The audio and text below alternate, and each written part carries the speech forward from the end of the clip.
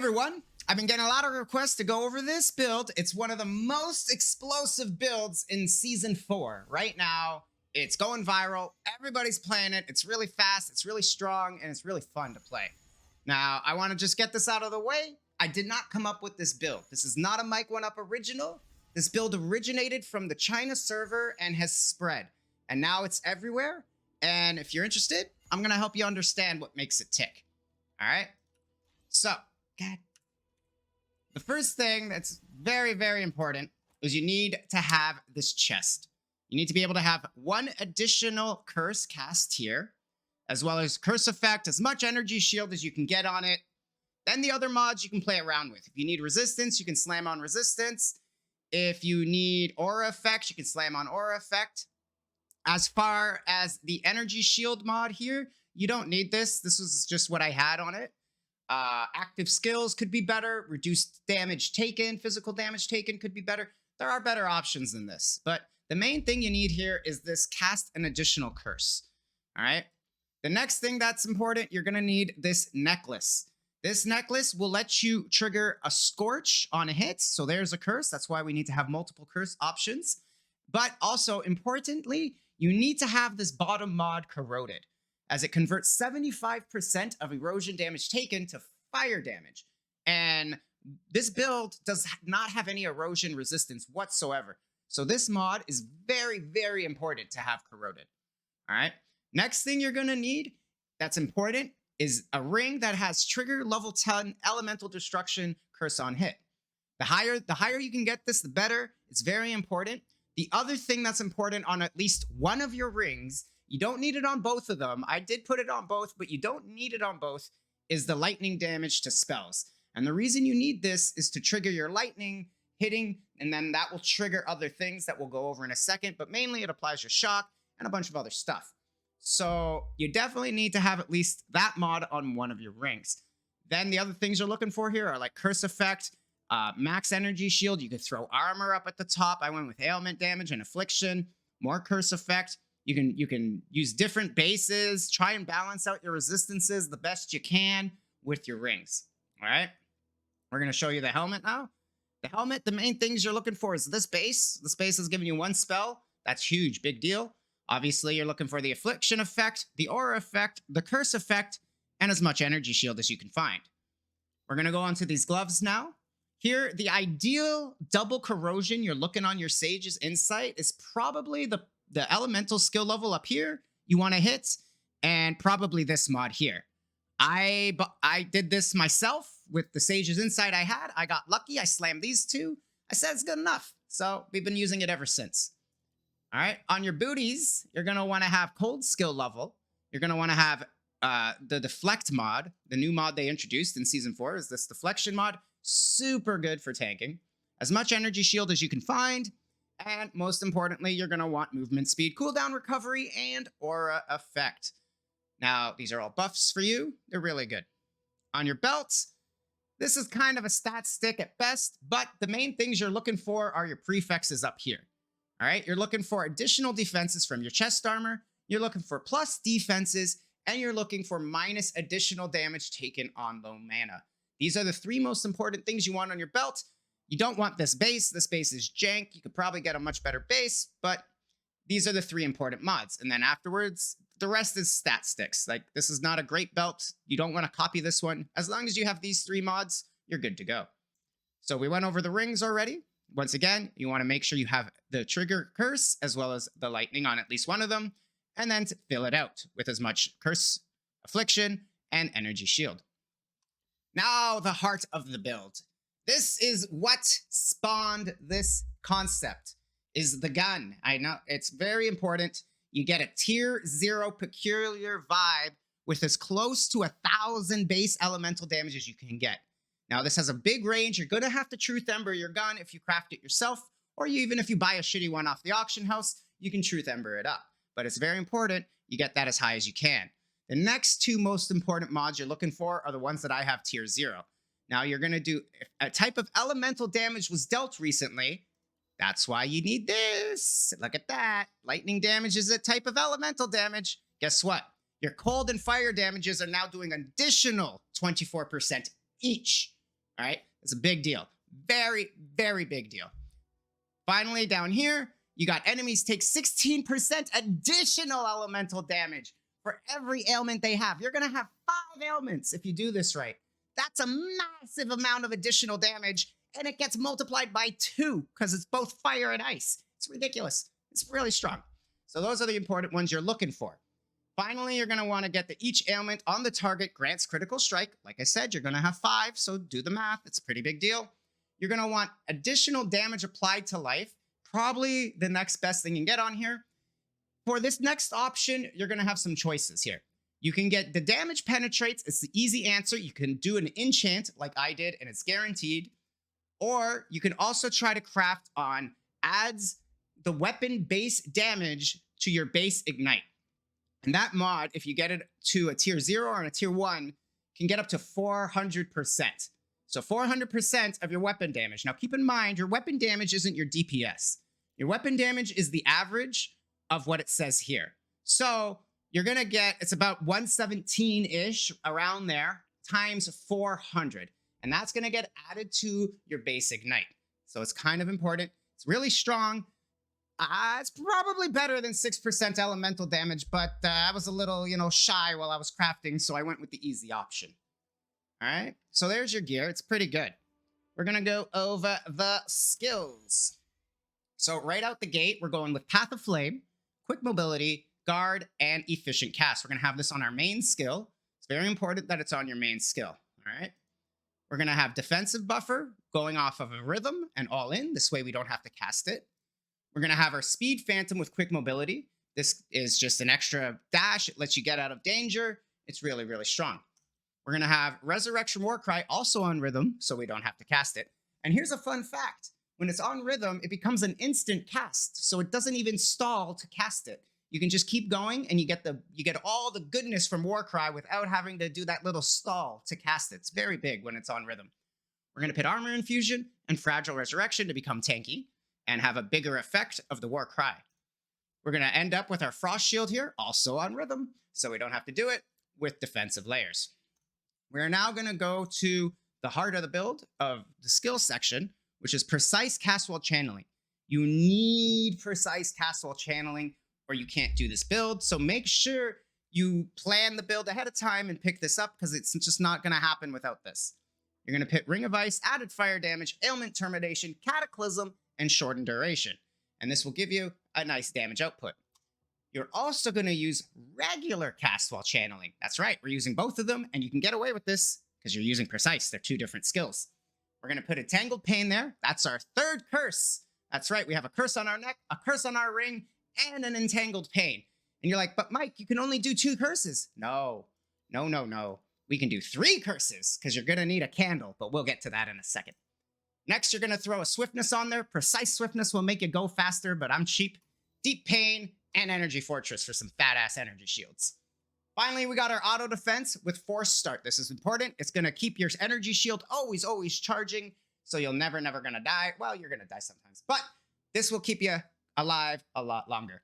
Second thing, super important, can't do the build without this, is Precise Seal Conversion.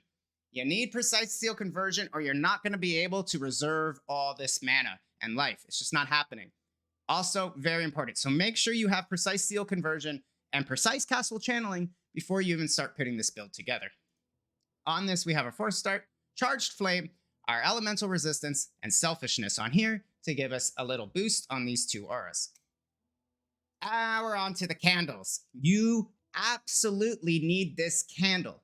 Yes, you cannot buy it. You are going to have to go through the efforts of finding the curse candles. You're going to need either Curse Effect or Curse Radius, Tier 1 mods, and you're going to get 2 copies of them. So 2 Curse Effects, Tier 1, or 2 Curse Radiuses, Tier 1, and you're going to fuse them, and you're going to hope that they land on this, because you absolutely need this. This is how you can cast 3 curses.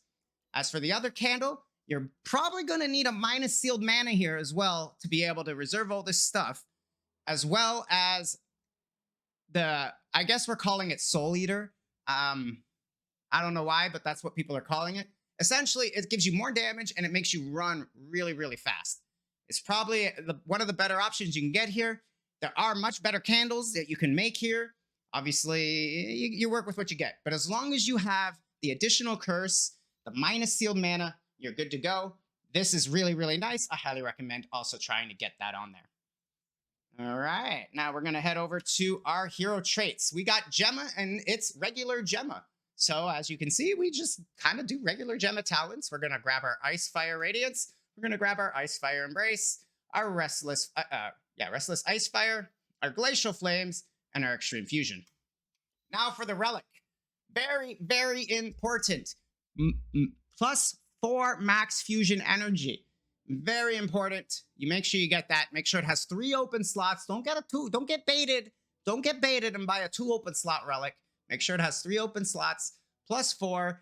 I'm using the adds 43% of the skills damage to base ignite, but there is a better option if you can afford it, which is increased fusion energy effect. All right. So if you can get a tier 1 fusion energy effect, it's better than this, but I have this one because I'm cheap. All right. For your memories, these are very important. You're going to want to have one max ignite stack for every 5 max fusion energy. You can get away with 6 is also okay. A 7 doesn't work. An 8 won't work to give you maximum stacks. So if you can get a 5 or a 6, that's optimal.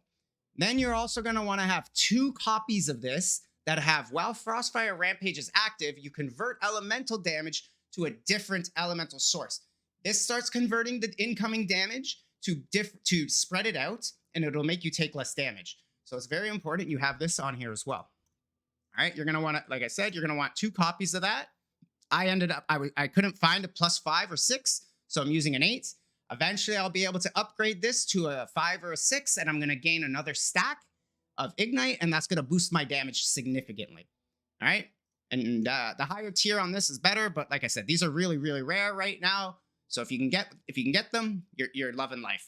All right? Finally, the third one is going to also be here. Like I said, you're looking for a 5 or a 6, not an 8. I just happened to use the 8 because it's what I found. With Fusion Energy Effect. It's the same thing that I was mentioning you can get on your relic. You can get it here. So you're going to want to use one of these. All right? Now for the talents. You're going to start off in Goddess of Deception. I'm going to go over these slowly. I'm not going to read them all. You can see them. You can pause the video. You can do what you got to do. All right? This tree is kind of just the setup. There's nothing really major here except for this node. Do not forget to activate 1 point in here or you will not be able to apply the wilt. This is how you get wilt to activate, so do not forget to put 1 point here. You're going to want to grab Windwalker at the top, and you're going to want to grab Subtle Impact over here. After that, you can go to Psychic or Warlock. It doesn't matter what order you go in. I'm going to show you the Warlock first. You get Energy Shield and damage. You're going to grab Sealed Mana. Very important. You get Sealed Mana. You don't. All right. You're going to get some defensive levels and defense. You're going to get more damage. Chance to deal double damage. You're going to get some cooldown recovery. You're going to get the Energy Shield charge cannot be interrupted by damage for 1 second after it starts. This is very important. It'll keep your Energy Shield going, recharging permanently. It's very, very good. All right. You're going to go over here, all skill levels and damage. This is important. You do 12% damage on hit per type of ailment. It sounds like I'm repeating myself, but you're going to have 5 ailments up. So you multiply this by 5. It's good times. And then finally, you're going to grab some elemental resistance. Do not get this node. Do not get this. If you ignore resistance, you cannot penetrate resistance. And we have a lot of things that we're stacking for penetration. Do not get this node. It is bait. Don't get it. It's bad. All right. Finally, we're going to end up in the Psychic tree. We're going to grab some energy shields. You're going to have to put a point up here. You can put more if you want. I didn't. You can grab some damage over here. All right. You're going to grab fusion speeds, all this goodness, cooldown recovery, more cooldown recovery, more sealed mana, damage against cursed, and increases the curse radius. You inflict paralysis. Paralysis is great. Makes them take 10% additional damage. You want 1 point in here, only 1, so you can blind the enemy. And if you blind the enemy, they miss more, keeps you alive a bit longer. But you only need 1 point in there. You're going to grab the blur effect, and you're going to grab increased blur effect for life loss. We reserve all our life, so this actually is a huge multiplier And this combos really well with, I believe it's this one, because Blur is gaining a new effect, which is 25 additional dot damage. So now that is not only increasing Blur, you're also increasing that 25 additional damage buff by using this stuff here. Really important. All right, you got the 6 affliction effects per second. We like affliction. Down here, additional damage against cursed enemies. Anytime you see additional, it's good times. And you're going to end up with affliction here. You could also use daze. Daze is okay. All right. It does give you additional ailment damage. We can go back and forth between these. I really don't know what's better. I feel like this one is better, but this one's also pretty good, especially if you scale into the Blur's additional effects, because now this also would be getting scaled some more. And you're going to end up with more with less. That'll give you some more dots. I didn't show you Warlock. Warlock's important. Vile is very important. This is why you need crit damage. Crit damage will now make your ailments go bigger and stronger. And dirty tricks, super important. You need dirty tricks. It's just, that's how you apply the ailments. Really, really well. All right, we're going to go to our slates. You're going to need a slate that has base trauma. This is the easiest way to activate your trauma. Trauma is one of the ailments we need activated. And the easiest way to get it is on a slate. You can either get it on a God of War Divinity slate, or you can get it on a Fallen Starlight. All right. You also are going to want this. Because I am not using the chest that damages you and gives you a chance to gain the focus blessings, I went a different direction where I put this mod on my slate. They own one additional stack, and this is how you gain your focus blessings here. Every time you deal frostbite, we're always dealing frostbite with our Icey-Ring. So this is how we're generating our focus blessings. The other option is you use a different chest, the base that gives you the chance to gain focus blessings, but it's gonna burn you a little bit. So I wasn't a big fan of that. All right. Over here, you're looking for immediately starts the energy shield when you enter low life. Cold skills, max focus blessings. It's just some good stuff you can get. But the rest doesn't matter. Ideally, you're looking, this is important. You need that, absolutely. And you need this one, absolutely. After that, you're just kind of looking to get the best stuff you can get with it. All right. As for these, obviously, I'm using this. You don't need it. It's recommended. 2 skill levels everywhere. Really good. And this is buffing my gods, my god buffs. I will show you my pedigree. This is not the pedigree you're looking for. This is the pedigree I'm using because this is what I have, and the one you're looking for doesn't exist. I will try and see if I can find one on the auction house for you right now, but like I said, it's just not happening. So translucent doesn't even exist. So if you can get a translucent pedigree, preferably with burnout, that's the nuts. You want a translucent burnout pedigree, and that's the best you're gonna get, really. And that's the build. So I'll just go run around some, I don't know, fuck it. We'll go fight a boss. Which one's quick? Which one's quick? We'll do a boss kill. Show you what's up. This guy's pretty quick. Why not?